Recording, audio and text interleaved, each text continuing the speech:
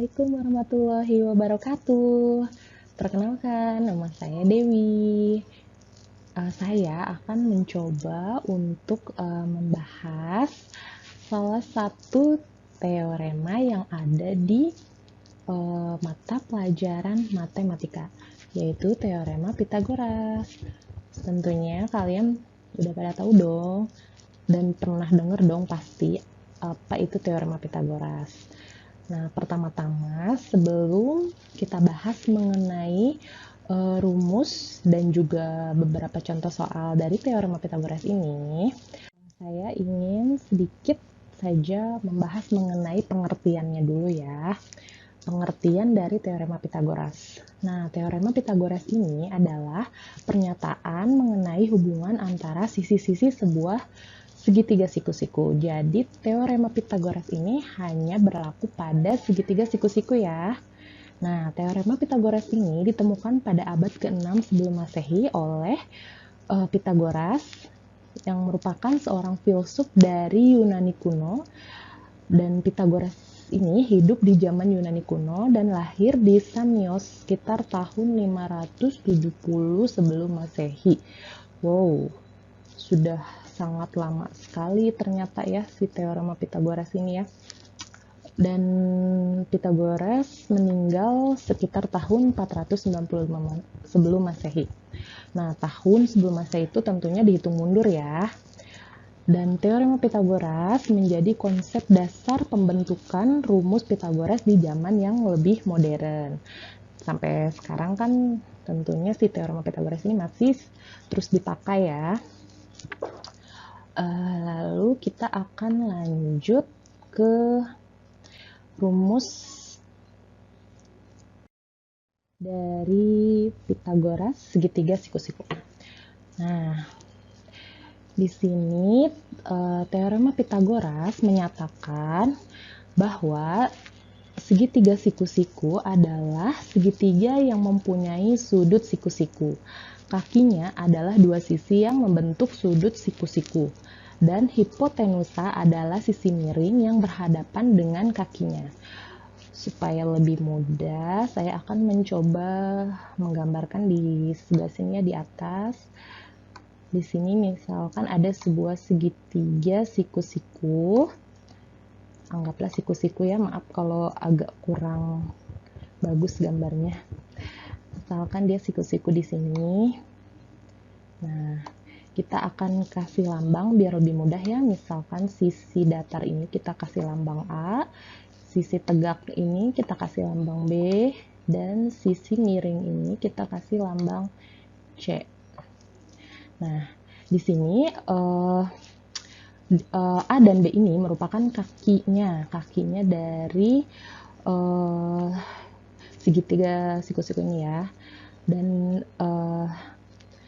dua sisi ini membentuk sudut siku-siku, dan hipotenusa adalah sisi miring yang berhadapan dengan kakinya. Jadi ini A dan B ini adalah kakinya, dan C ini adalah sisi miring yang berhadapan dengan kakinya, atau disebut sebagai hipotenusa. Seperti itu. Nah, ini juga ada rumus Pitagoras. Rumus Pitagoras yang seperti digambarkan ini, itu kita kasih lambang ABC tadi ya. Untuk mencari C kuadrat, itu kita menjumlahkan A kuadrat ditambah B kuadrat. Nah, yang penting hafal aja dulu nih satu rumus yang ini. C kuadrat sama dengan A kuadrat plus B kuadrat. Untuk selanjutnya, kita tinggal membolak-balikannya aja ya. Misalkan untuk mencari A, maka kita tinggal mengakarkan C kuadrat min B kuadrat. Untuk mencari B, kita tinggal mengakarkan C kuadrat min A kuadrat. Dan untuk mencari C tadi itu ya, kita bisa mengakarkan langsung A kuadrat ditambah B kuadrat. Dengan catatan AB ini merupakan kaki segitiga dan C adalah sisi miring atau hipotenusa. Ya, cukup mudah ya untuk menghafalkannya. Supaya lebih memahami, kita akan mencoba mengerjakan satu contoh soal, yaitu menghitung sisi miring dari segitiga siku-siku. Misalkan di sini ada sebuah segitiga siku-siku yang mempunyai sisi datar 3 cm dan sisi tegak 4 cm. Maka hitunglah sisi miringnya. Jadi ini yang diketahui adalah sisi datar dan sisi tegaknya. Yang ditanyakan adalah hipotenusa atau sisi miringnya. Supaya lebih mudah, kita akan beri lambang ya. Misalkan sisi datar ini kita kasih lambang A, dan sisi tegak ini kita kasih lambang B. Yang ditanyakan adalah sisi miring, kita beri lambang C. Lalu berdasarkan rumus yang tadi kita bahas untuk mencari sisi miring itu kan rumusnya adalah C sama dengan akar dari A kuadrat ditambah B kuadrat, atau akar dari sisi datar kuadrat ditambah sisi tegak kuadrat.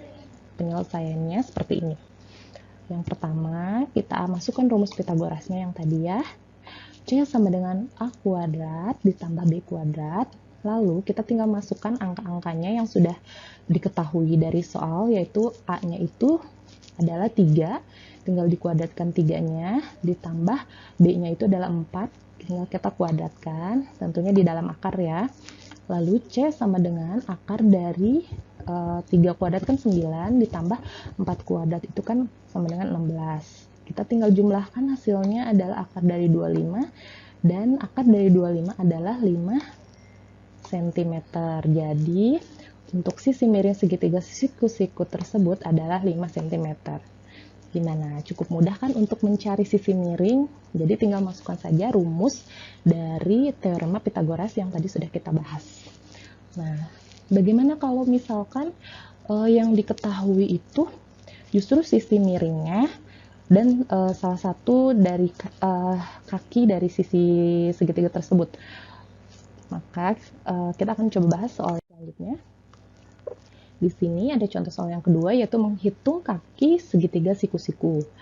Nah, misalkan di sini diketahui sebuah segitiga siku-siku mempunyai sisi miring 10 cm dan sisi datarnya adalah 8 cm.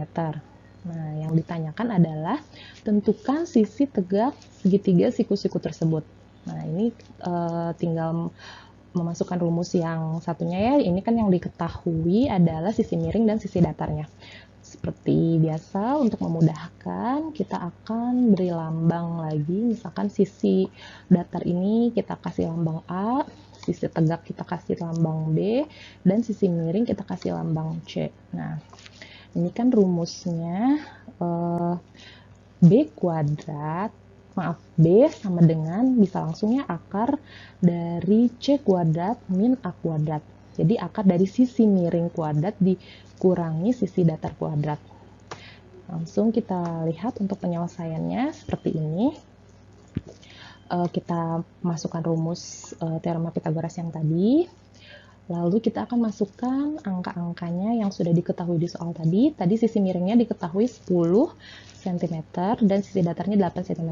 Tinggal kita masukkan ya dan dikuadratkan ya di dalam akar. Lalu kita kuadratkan, untuk 10 kuadrat kan 100 dan 8 kuadrat itu kan 64.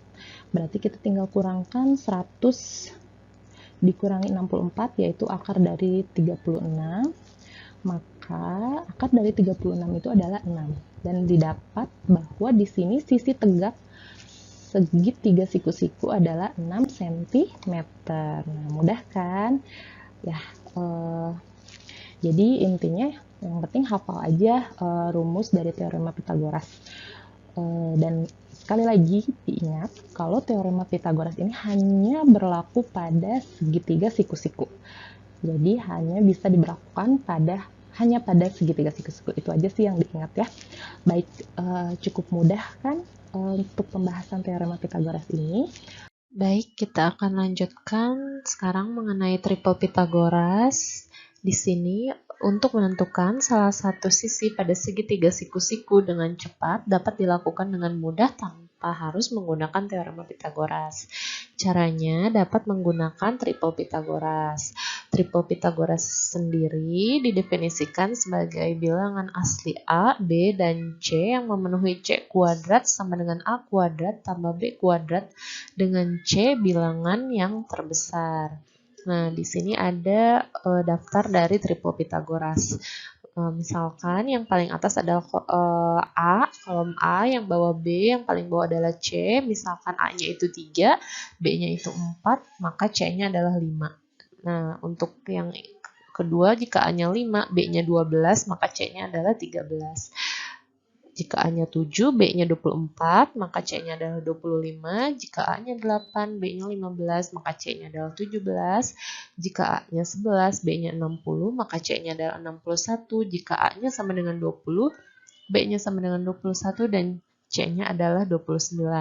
Pasangan triple ini berlaku untuk kelipatannya. Nah, sekarang kita akan ke contohnya. Di sini ada soal buktikan bahwa 12, 5, dan 13 merupakan triple Pitagoras. Pertama-tama kita misalkan A-nya itu sama dengan 12, B-nya sama dengan 5, dan C-nya adalah 13. Berarti di sini A kuadrat itu kan sama dengan 12 kuadrat, jadi 144. B kuadrat ini sama dengan 5 kuadrat sama dengan 25, dan C kuadrat ini sama dengan 13 kuadrat sama dengan 169. Nah, kamu dapat mengamati bahwa A kuadrat ditambah B kuadrat, ya, kita tambahkan sama dengan 144 ditambah 25. Hasilnya adalah 169. Jadi, C kuadrat sama dengan A kuadrat ditambah B kuadrat.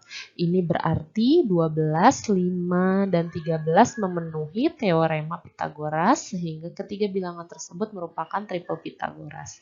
Seperti itu untuk penjelasan dari triple Pitagoras. Mungkin cukup sekian video dari saya, kurang lebihnya mohon maaf. Sampai ketemu lagi di kesempatan berikutnya. Wabillahi taufiq wal hidayah. Wassalamualaikum warahmatullahi wabarakatuh.